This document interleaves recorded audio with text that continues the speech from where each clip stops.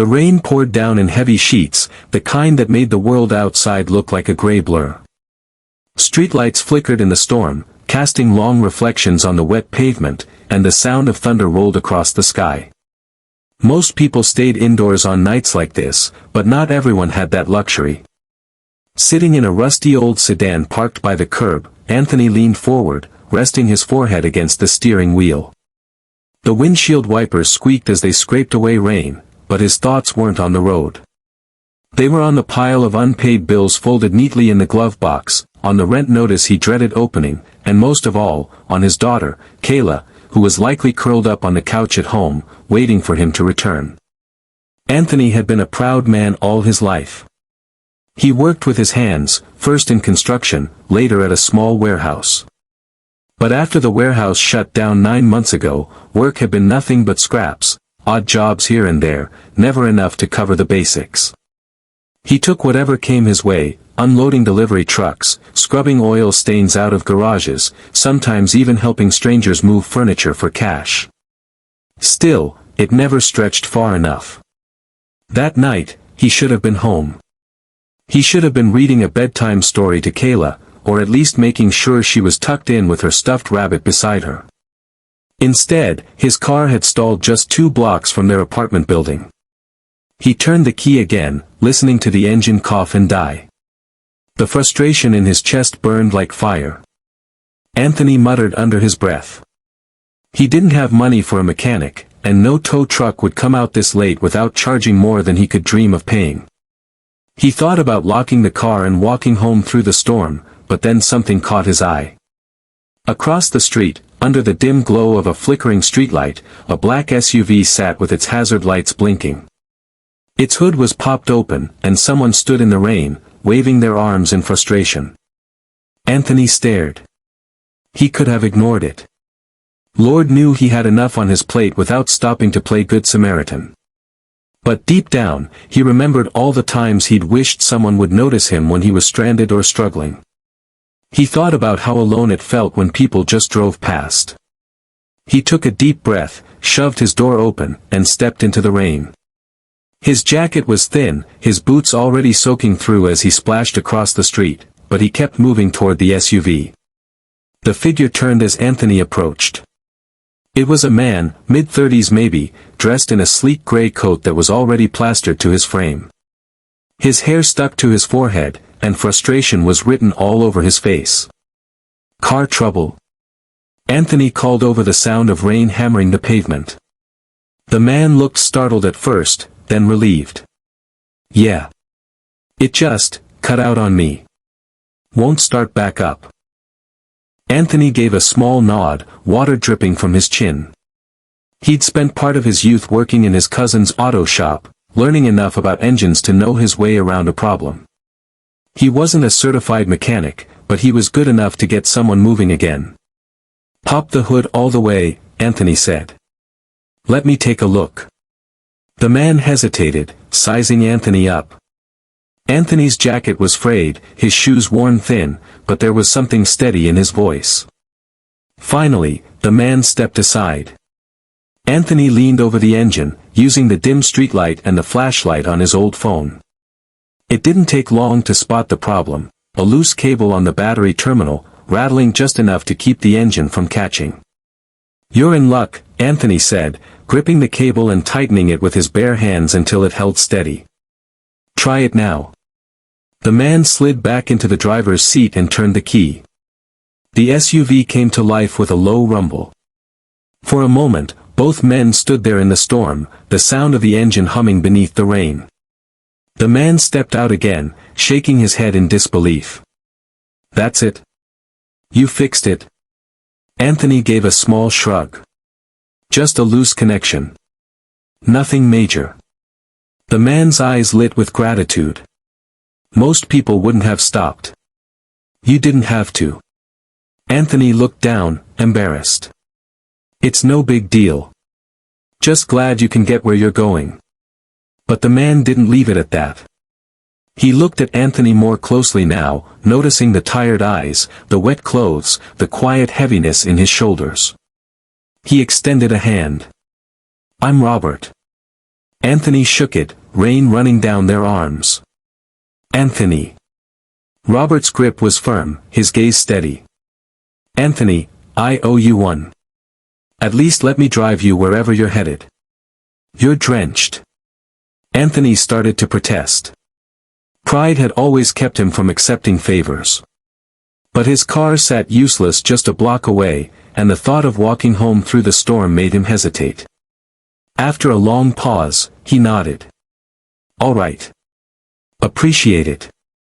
They walked back so Anthony could lock his sedan, then climbed into the SUV. The warmth blasting from the vents felt like heaven against Anthony's frozen skin.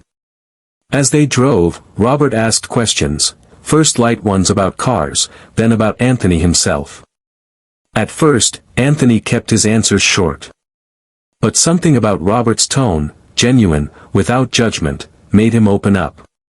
He spoke of losing his warehouse job, of taking whatever work he could, and of raising Kayla alone since his wife passed 2 years ago. Robert didn't interrupt, didn't pity him, just listened. And when Anthony finally trailed off, ashamed of how much he'd shared, Robert simply nodded.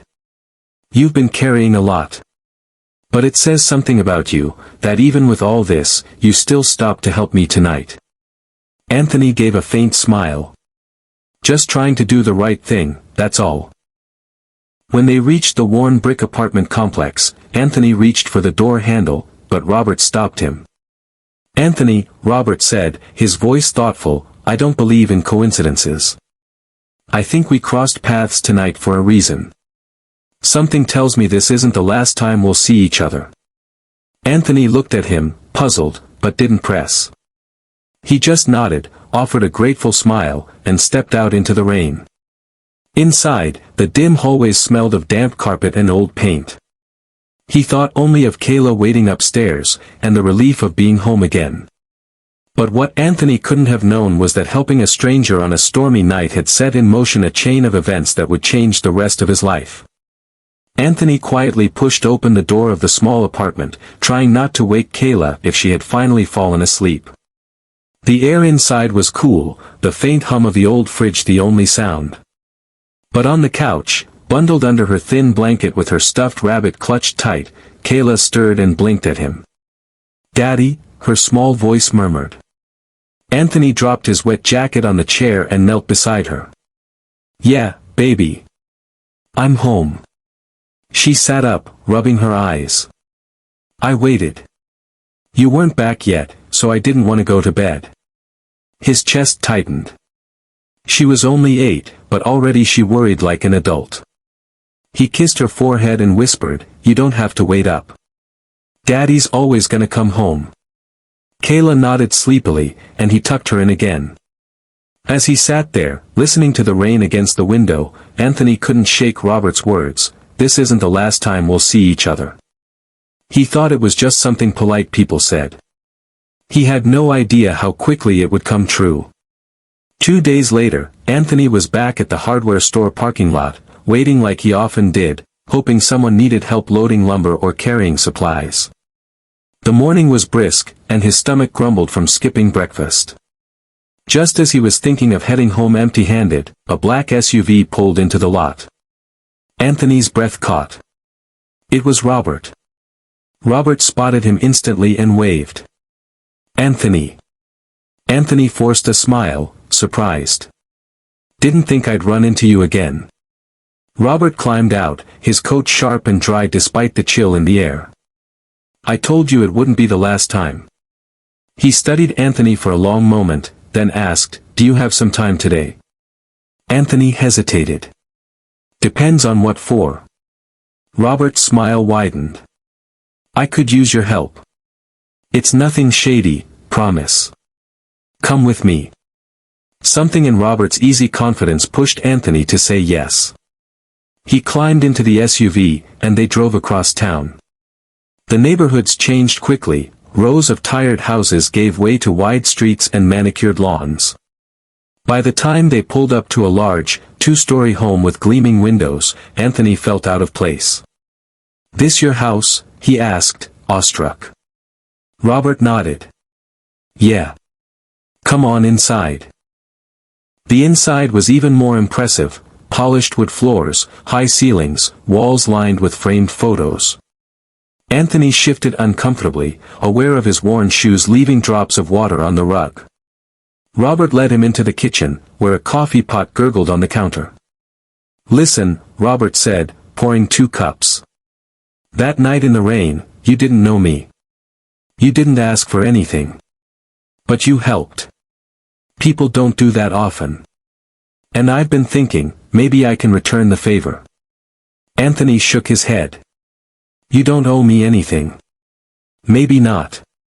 But hear me out." Robert leaned against the counter. "I run a construction company. We're short on reliable guys who actually show up and work hard. I know this might sound sudden, but how would you feel about coming on board?" Anthony froze, the steam from the coffee curdling between them. "You're serious?" "Dead serious," Robert said. "Full-time work. Good pay. Benefits. It won't solve everything overnight, but it's a start." For a long moment, Anthony couldn't speak. His mind flashed to Kayla, to the stack of bills, to the long nights wondering how he'd keep the lights on. The thought of stability, of real, steady work, was almost too much to believe. I don't know what to say," Anthony whispered.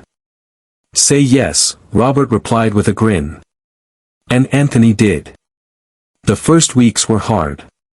The worksite demanded long hours, hauling beams, mixing cement, learning new techniques. Anthony's muscles ached each night, but he didn't complain. For the first time in months, he came home with a paycheck that covered more than just survival. He could buy Kayla a new coat before winter, pay the overdue bills, and even keep a little aside. Kayla noticed the difference too. "Daddy's not so tired anymore," she told her teacher one morning, her smile wide. But more than the money, it was the dignity that returned. Anthony stood taller. He felt useful again, like a man who could give his daughter the life she deserved. Robert often stopped by the sites, checking on progress. One afternoon, as Anthony wiped sweat from his forehead, Robert pulled him aside. "I wasn't wrong about you," he said. "You're the kind of man I want leading a crew one day." Anthony shook his head in disbelief. "Me? Led? Why not? You've got grit, and people respect you. That's half the job." For the first time in years, Anthony allowed himself to imagine a future bigger than just scraping by. Months passed. Winter thawed into spring. Anthony rose through the ranks, learning quickly, earning trust. Kayla thrived too, her laughter filling the small apartment that no longer felt so heavy with worry. One evening, as Anthony tucked her into bed, Kayla whispered, "Daddy. Remember when the car broke down that night?" He chuckled softly. "How could I forget?" She snuggled into her blanket. "I think God made that happen on purpose. So you could meet Mr. Robert." Anthony's throat tightened. He kissed her forehead, unable to find words. Because deep down, he believed she was right. Helping a stranger in the rain had seemed like a small act, nothing worth remembering.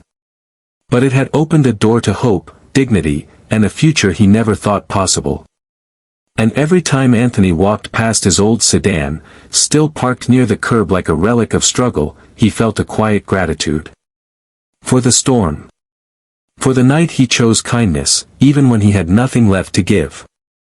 And for the truth he carried with him always, sometimes the smallest act of helping someone else becomes the very thing that saves you.